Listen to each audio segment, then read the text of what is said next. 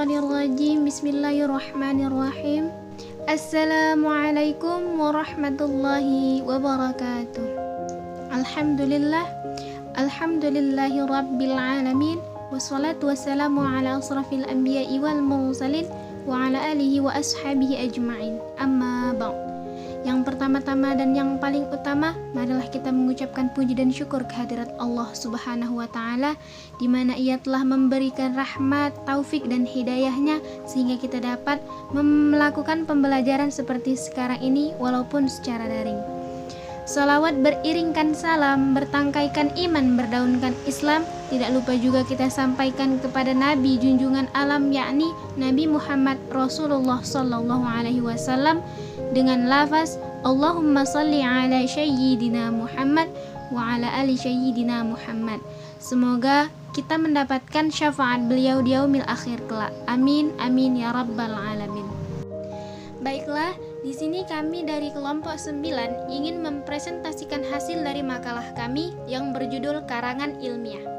Sebelum kami memaparkan lebih jelas tentang makalah kami, izinkan saya memperkenalkan anggota-anggota dari kelompok ini. Perkenalkan, nama saya Puspita Dewi dan rekan-rekan saya Tia Pratiwi dan Said Akil. Baiklah, langsung saja kita masuk kepada pembahasan yang pertama, yaitu pengertian karangan ilmiah. Menurut Eko Susilo, karangan ilmiah merupakan artikel yang diperoleh sesuai dengan sifat ilmiah dan didasarkan pada observasi, evaluasi, penelitian dalam bidang tertentu, disusun menurut metode tertentu dengan sistematika penulisan bahasa bersantun, dan isinya dapat dipertanggungjawabkan kebenarannya atau keilmiahannya. Karangan ilmiah adalah suatu karangan atau tulisan yang diperoleh sesuai dengan sifat keilmuannya dan didasari oleh hasil pengamatan, peninjauan, penelitian dalam bidang tertentu, disusun menurut metode tertentu dengan sistematika yang bersantun bahasa dan isinya dapat dipertanggungjawabkan kebenarannya. B. Ciri-ciri karya ilmiah. Dalam karya ilmiah ada 4 aspek yang menjadi karakteristik utama, yaitu struktur sajian. Struktur sajian karya ilmiah sangat ketat, biasanya terdiri dari pembagian awal atau pendahuluan, pembagian inti atau pokok pembahasan, dan bagian penutup. Bagian awal merupakan pengantar ke bagian inti, sedangkan inti merupakan sajian gagasan pokok yang ingin disampaikan, yang dapat terdiri dari beberapa bab atau subtopik. Bagian penutup merupakan simpulan pokok pembahasan serta rekomendasi penulisan tentang tindak lanjut gagasan tersebut. Komponen dan substansi. Komponen karya ilmiah bervariasi sesuai dengan jenisnya. Namun, semua karya ilmiah mengandung pendahuluan, bagian inti, penutup, dan daftar pustaka. Artikel ilmiah yang dimuat dalam jurnal mempersyaratkan adanya abstrak. Sikap penulis. Sikap penulis dalam karya ilmiah adalah objektif, yang disampaikan dengan menggunakan gaya bahasa impersonal, dengan banyak menggunakan bentuk pasif tanpa menggunakan kata ganti orang pertama atau kedua.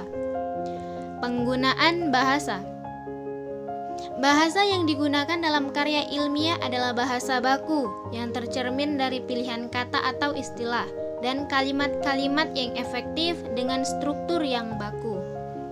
Selain ciri-ciri tersebut, karangan ilmiah juga mempunyai ciri-ciri antara lain: 1. Kejelasan, 2. Kelogisan, 3. Kelugasan, 4. Keobjektifan, 5. Kesaksamaan, 6. Kesistematisan, dan yang ketujuh, ketuntasan. Baiklah, di sini saya akan melanjutkan materi dari Puspita, yang mana C. Perbedaan karangan ilmiah dan non-ilmiah. Antara lain, karangan ilmiah bersifat objektif dan faktual, sedangkan non-ilmiah bersifat subjektif dan fiktif. Terus kedua, karangan tidak bersifat persuasif atau mempengaruhi pembaca, sementara non-ilmiah bersifat persuasif. Yang ketiga, karangan ilmiah disusun demi kepentingan pribadi, sedangkan non-ilmiah disusun demi kepentingan seni dan kepuasan bagi penulis. Yang keempat, karangan ilmiah sangat mengandalkan analisis dan hipotesis, sedangkan non-ilmiah tidak terlalu mengandalkan kedua unsur tersebut. Nah, dan yang kelima, gaya bahasa karangan ilmiah cenderung formal atau baku, sedangkan karangan ilmiah gaya bahasanya cenderung sastrawi dan berkias. Yang keenam, dari segi penulisannya, karangan ilmiah ditulis dengan metode penulisan ilmiah, sementara karangan ilmiah ditulis berdasarkan gaya penulisan jenis karangan non ilmiah. Selanjutnya D, jenis-jenis karangan yang termasuk karangan ilmiah. Dalam bahasa Indonesia ada 5 jenis. Yang pertama ada makalah. Menurut Kamus Besar Bahasa Indonesia, makalah merupakan suatu tulisan resmi tentang suatu pokok yang dimaksud untuk dibacakan di muka umum dalam suatu persidangan dan sering disusun untuk diterbitkan. Orang yang menyusun sebuah makalah biasanya disebut pemakalah. Makalah biasanya ditulis dalam format 3 bab yang terdiri dari pendahuluan, pembahasan, dan penutup. Namun makalah juga bisa ditulis dalam 4 bab yang terdiri atas pendahuluan, kaji pustaka, pembahasan, dan penutup. Selanjutnya, tugas akhir. Tugas akhir merupakan karya tulis ilmiah yang ditulis untuk memenuhi syarat kelulusan mahasiswa diploma 3 atau D3.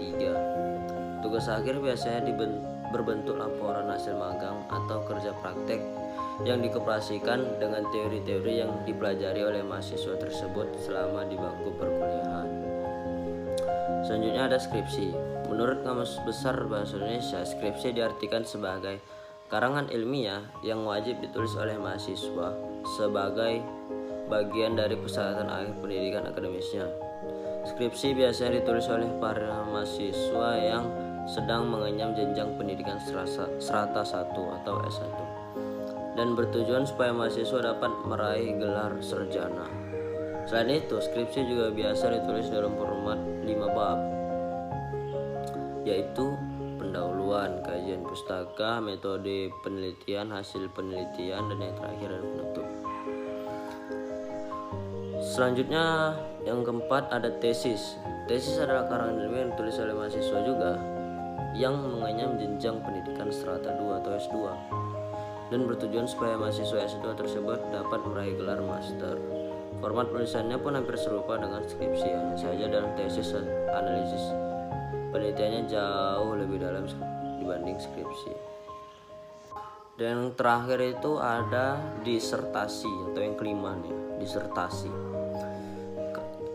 Jika tadi skripsi ditulis oleh mahasiswa S1 dan tadi tesis ditulis oleh mahasiswa S2, maka ini disertasi ditulis oleh mahasiswa S3 yang hendak meraih gelar doktor. Format penulisannya